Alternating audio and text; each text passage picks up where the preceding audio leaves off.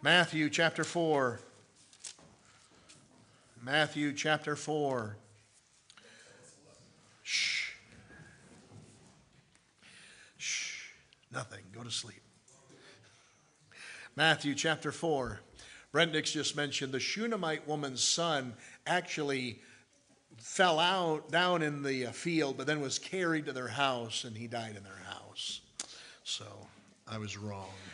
Write that down. That's the second time in 22 years. Oh, Matthew 4. Matthew Baldwin. Where is he? There he is. Hi, Matthew. How are you, buddy? Did you have a good day? You out of school yet? Slept all day? You're not out of school? Okay. When do you get out? 2 more days? All right. Nothing like the last day of school, is there? Throw all your trash in the trash can. Thank you. All right. We're taking a little hiatus from our typical study on Wednesday nights. We're going to talk about how to have a big day. I don't know if you heard yet or not, but we're trying to have a big day on Sunday. And so if you're on your best behavior, I'll try to get you out of here in 29 minutes. How does that sound? Perfect. Okay, great.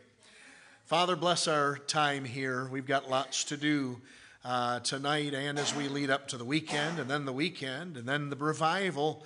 Things are hopping, and we're grateful to be a part of a busy church, and we're grateful to see you working. Help us tonight to make preparations and get our head in line so that we can work with you as co-laborers to reach people for the gospel, please, in Christ's name. Amen. Here's how simple it is to have a big day. Verse 18, Jesus walking by the Sea of Galilee saw 2 brethren, Simon called Peter and Andrew his brother, casting a net into the sea, for they were fishers. And he saith unto them, Follow me, and I'll make you fishers of men. And they straightway left their nets and followed him.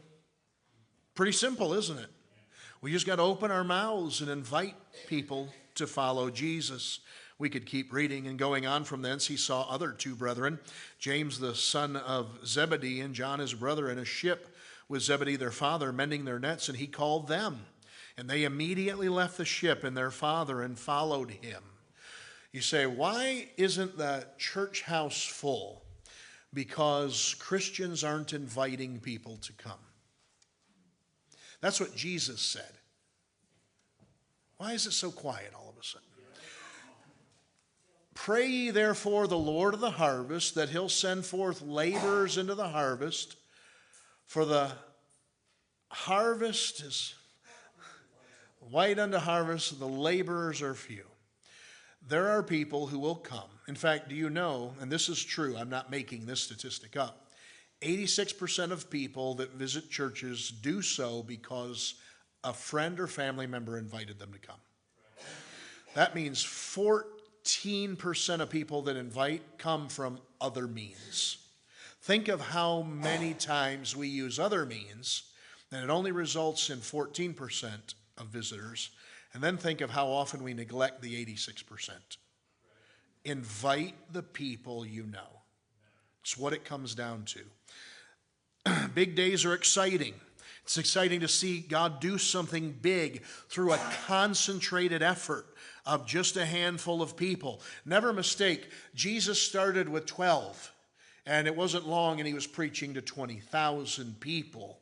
Think of the upper room, had 120 in it. And at Pentecost, 3,000 people were saved. And 5,000 not too long after that. Many will come to church on a big day who otherwise wouldn't ordinarily come. The promotions can be something that encourage them to come. So let's give you 10 things here that we can do this week to have a big day. Number 1. Pray for God's power as you convince yourself that it is worth the effort to have a big day. Nothing happens automatically. You ever notice that? You ever plant a vegetable garden and then say, them weeds will take care of themselves? You ever look out the window at the grass getting long in the spring and think, that grass will take care of itself? You ever have a starter go out on the car and not working? You go, that car will fix itself. It'll start tomorrow.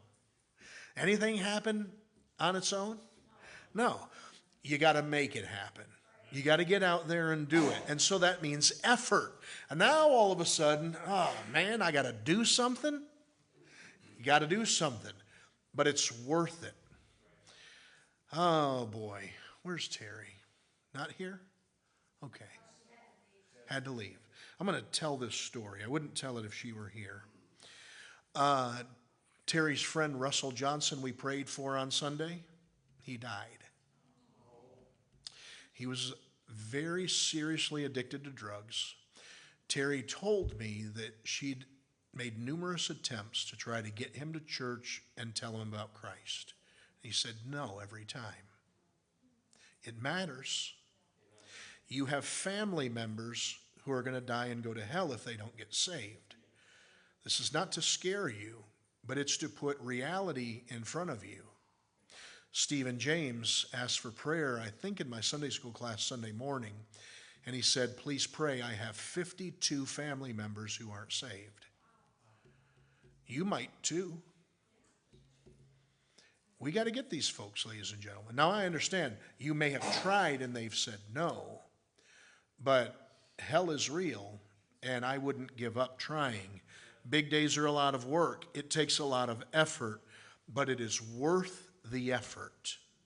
I know of a couple. They're both in heaven now.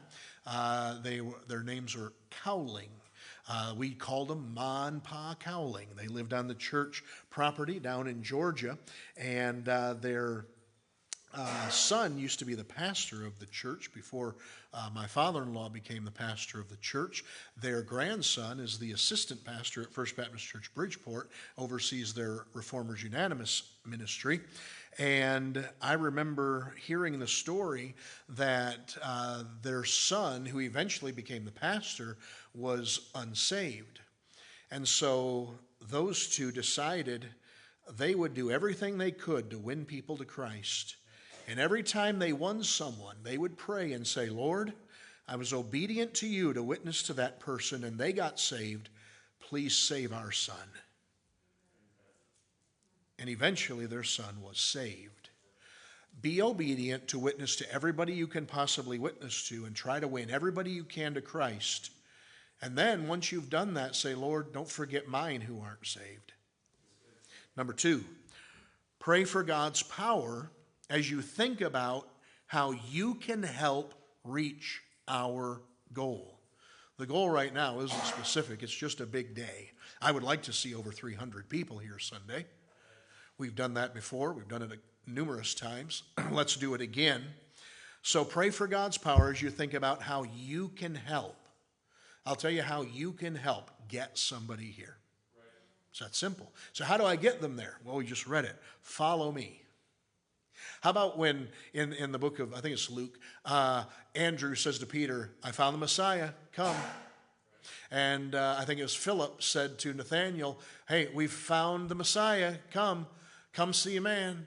Said the woman at the well, you just invite people. And so invite them. That's how you can help. If we reach our goal, it'll be because of a combined effort. I can't get 299 people here. I'll try. I can't do it. You can't either. But if you can get one and I get one, and we all get one, we'll hit our goal. Every one of us must do our part in bringing someone. Oh, am I missing blanks? All right. Let's see here. I did skip. Oh, I'm not at 3 yet. I'm doing good. Everyone must do our part in bringing someone with us next week. It's always better to have a goal than not have one. If you set a goal of 10 guests, you'll come nearer hitting 10 than if you set a goal of 2. We're capable of more than we give ourselves credit for. You need to shoot for 10 times. Whatever your goal is, 10 times it. And then go for that. You'll be shocked what happens. Set a personal goal for the week. How many people will you get here Sunday? Set that goal and then make it happen. Number 3, pray for God's power. And please, you're noticing a repetition here, right? Pray for God's power. You need God's power. We work with God. We are co-laborers with God. You can push your vacuum cleaner around your floor all you want to, but unless you plug it in and turn it on, it's not going to clean the rug. And you can plug it in and turn it on, but if you don't push it around, the rug's not going to get clean. You've got to work with God. Number 3, pray for power as you become consumed with reaching your goal. Become consumed with reaching your goal. You ever seen a house consumed in fire? Is it just a little corner of the house? No, the whole thing. It's got to be all that you care about for the next 4 days. Become consumed. Determine in your heart that you will let nothing get in the way of you reaching the goal. Determine in your heart. Here's what I know. If my wife had a disease and she was going to die in 30 days, unless I could raise $10,000, I guarantee you I'd raise $10,000. Or would I raise $9,999? No. That was a joke, and it was funny, but I understand. Not so funny to her, and probably not funny to me after church. Thank you. So I do it, right? Why? Because it matters. It has to matter.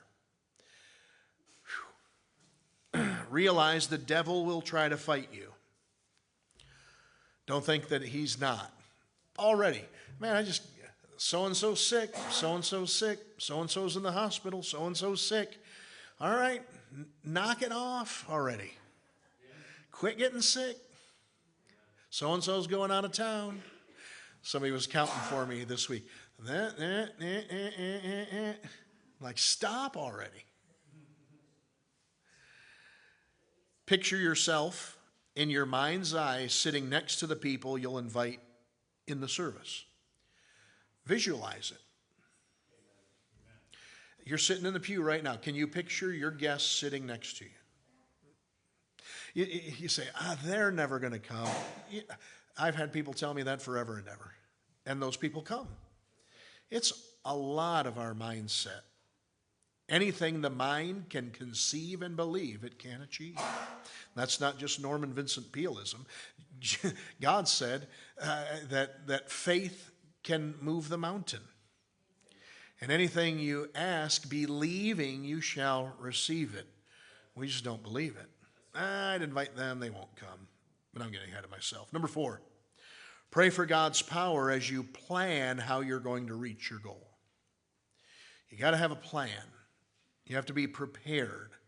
Our college president years ago used to teach us this 3-point outline. Very simple. It'll work for anything. Number 1, plan your work. Figure out how you're going to make it happen. Plan your work. Number 2, work your plan. Some people plan their work and then they don't work the plan and it doesn't happen. Other people don't plan and then they try to work and it doesn't happen. Plan your work your plan. Number 3, don't get sidetracked. Easy to get sidetracked. Sidetracked. Great question. How do you define sidetracked? Distracted. Very good. Thank you, Ennis. Brother Thesaurus. Brother Ennis Thesaurus. That's hard to say. Plan your work your plan. Don't get sidetracked. Don't get distracted from it. Stay on point. Figure out a plan for how you can get people here. Figure out a plan. Here's a suggested one. Make a list of everyone you know who could come Sunday. Say, that's a weird word to make the underline. Could. Because what we want to do is make a list of everybody we think would come. There are people who could come that will come, but because we doubt they will come, we won't invite them. You can't do that. Not everyone who would, but everyone who could.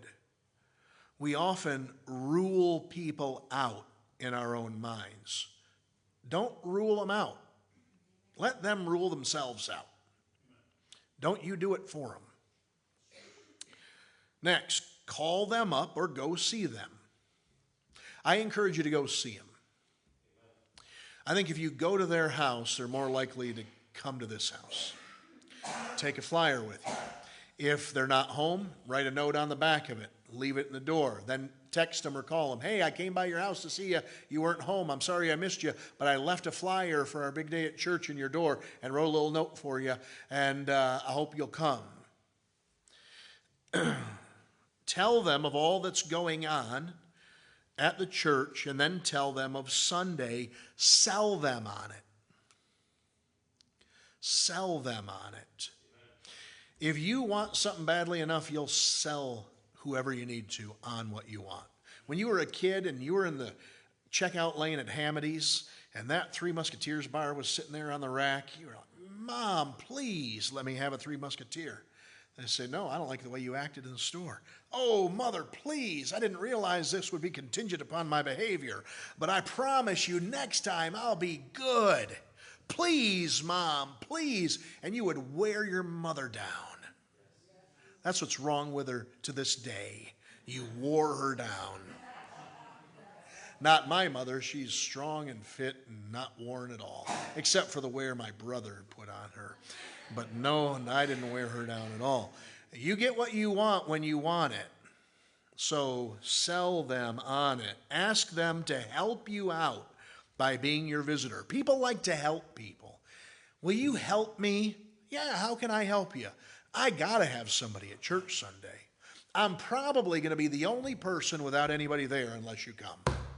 But if you come, you'll get me off the hook. Listen, you don't know my pastor. I got to have somebody there. Please help me out. He's a nightmare. Number 5,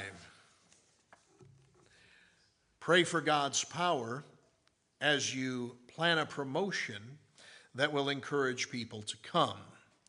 You say, why do I need to plan a promotion? Well, let me say this. First off, we have 3 promotions. Revival speakers, a promotion. Food trucks, a promotion. Children's activities is a promotion. But you plan a promotion too. Let me see. I'll give you some ideas. You come up with something, that's the next blank, that will add to those. Take them out for dinner after church. Invite them to your home for dinner after church. Offer to pick them up and give them a ride. Or make them a deal. Like, for instance, I mentioned cleaning pools on Sunday. If I were trying to invite somebody that had a swimming pool, I'd say, hey, if you come to church for me Sunday, I'll help you close your pool this fall. Make a deal with them. Maybe you're a mechanic. Hey, you come to church for me Sunday, next time your oil needs changed, you buy the supplies and I'll change it. Or buy the supplies and change it, if you can. Next, number 6, pray for God's power as you help them remove any excuses that may keep them from coming. Pray for God's power as you help them remove any excuses that may keep them from coming. I'm sorry, that should have been obstacles. Obstacles. And A is excuses. Did you figure that out? I'm an open book, aren't I? Do what you can to help them overcome their obstacles. How about this? Oh, I was going to change my oil on Sunday morning. It's funny how that always has to happen then, doesn't it? Say, how about I help you change it Saturday night, and then you'll be able to come. Oh, I have to shovel my driveway. We're going to get a foot of snow. Not on June 7th, we're not. But I'll be here 6 a.m. Sunday morning with my snow shovel to see if it's fallen. I'm being facetious now, but you get the idea. If they see you are determined enough to get them here, they may see the importance of coming. This is what Luke 15 means when it says, compel them to come in, that my house may be filled. Luke 14,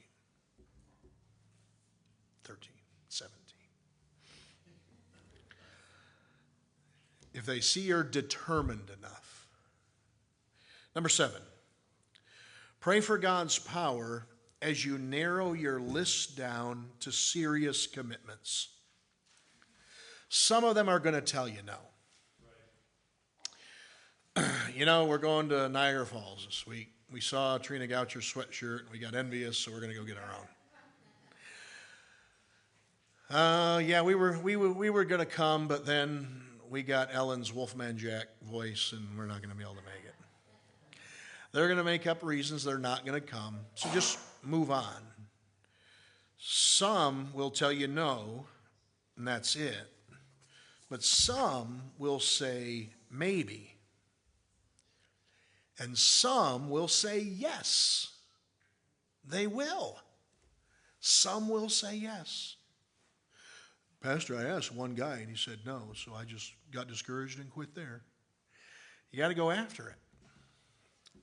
Cross off the no's and stay after the maybes and yeses. Cross off the no's and stay after the maybes and yeses.